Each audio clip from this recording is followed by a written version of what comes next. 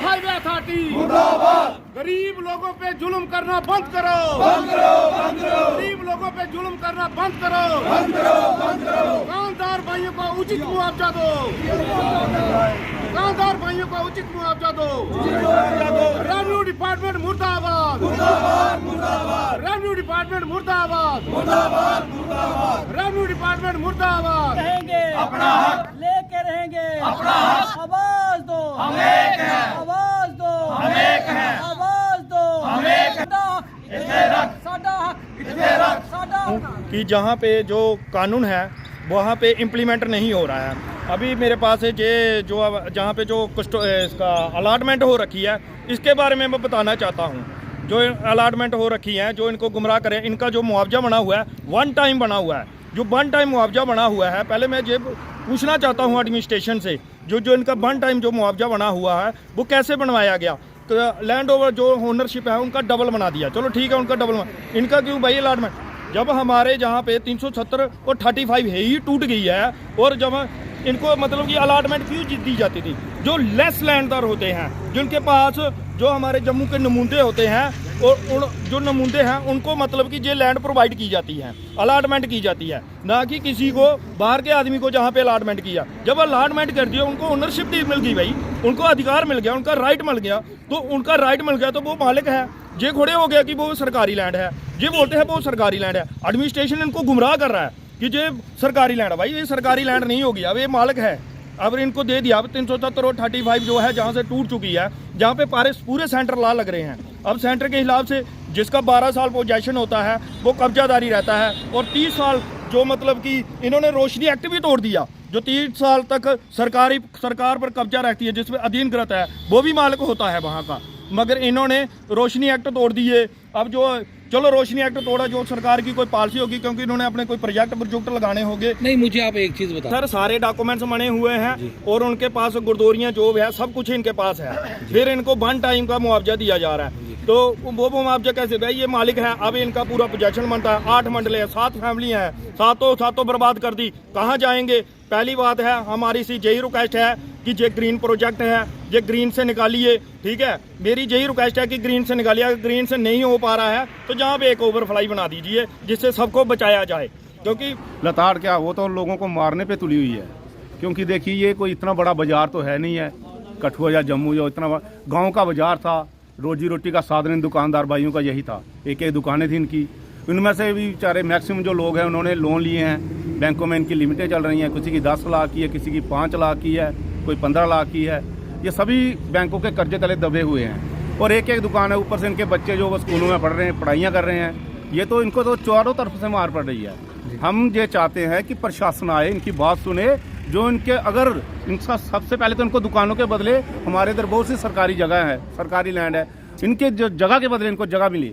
अगर जगह के बदले जगह नहीं दे सकते तो इनको कम से कम इतना उचित मुआवजा तो मिले कि कम से कम अपनी दुकानें दोबारा बना सकें, बैंक का कर्जा अपना जो है वो कर सकें, और जो अपने बच्चों की पढ़ाइयाँ कर रहे हैं उनकी पूरी कर सकें। ज़रूरतमंद को ज़रूरत के हिसाब से पैसा मिलना चाहिए।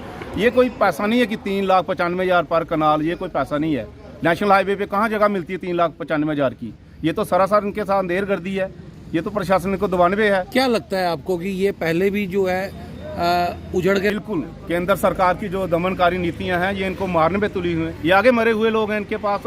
जो एक एक दुकान थी, बड़ी मुश्किल से इन्होंने दुकानें बनाई थी बैंकों से कर्जे लेके, वो भी अब सरकार की गलत नीतियों के कारण इनसे जा रही है।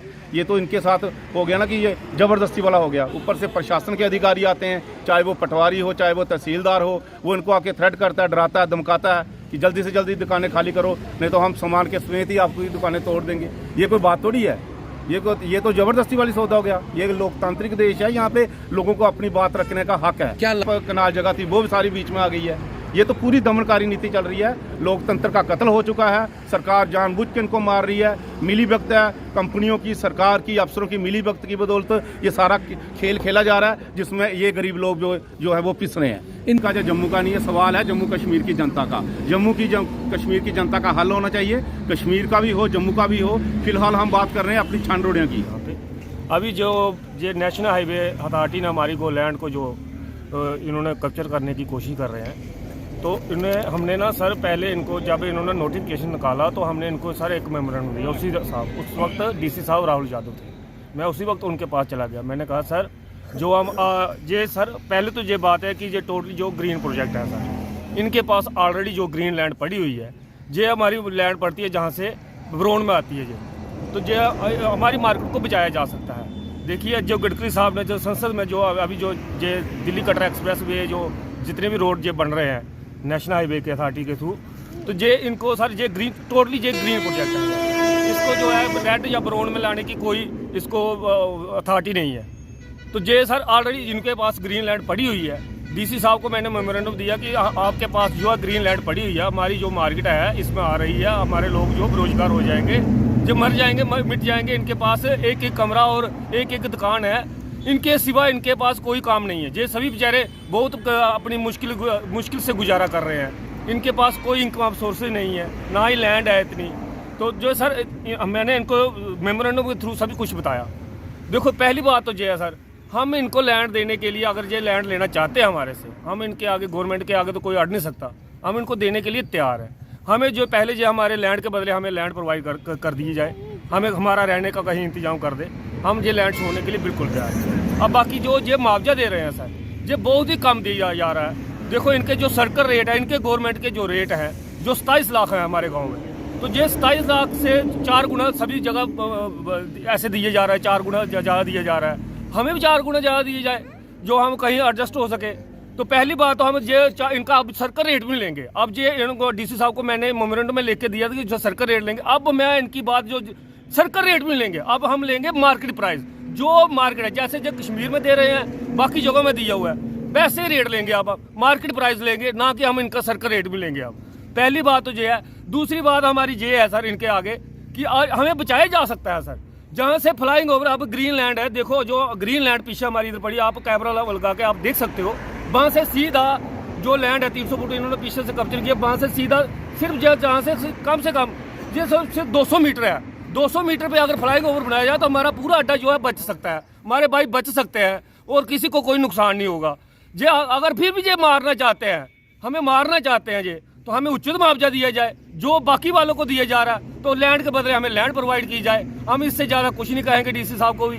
पहली बात तो ये है कि ये जहाँ से सीधा निकल सकता है, इन लोगों को ग्रीन प्रोजेक्ट है ये। नहीं, आप ये बात कह रहे हैं जी कि इधर लोगों को धमका रहे हैं ये, कहीं किसी ने बेचारे की 10-10 मरले की इन्होंने खुद डीसी साहब नहीं, ये भेदभाव क्यों कर रही है सरकार? ये सर आप खुद समझ रहे हैं, पता नहीं क्यों हमारे जो डोगरा या जो लोग हैं हमारे जम्मू वाले लोगों से ही भेदभाव हो रहा है, तो शुरू से हो रहा है, अभी नहीं हो रहा है, ये नए सिरे से नहीं है, पहले से भी होता रहा है, अभी भी हो रहा है जी सर। तो भाजपा सरकार है, भाजपा सिर्फ कागजों में बातें, सबका विकास तो कहने की बात है, सभी सबका विकास सबका साथ। मोदी साहब को तो कुछ पता ही नहीं है, जो जहाँ पे एडमिनिस्ट्रेशन बैठी है अपनी मनमानी कर रही है, लोगों को तानाशाही डाली हुई है इन्होंने।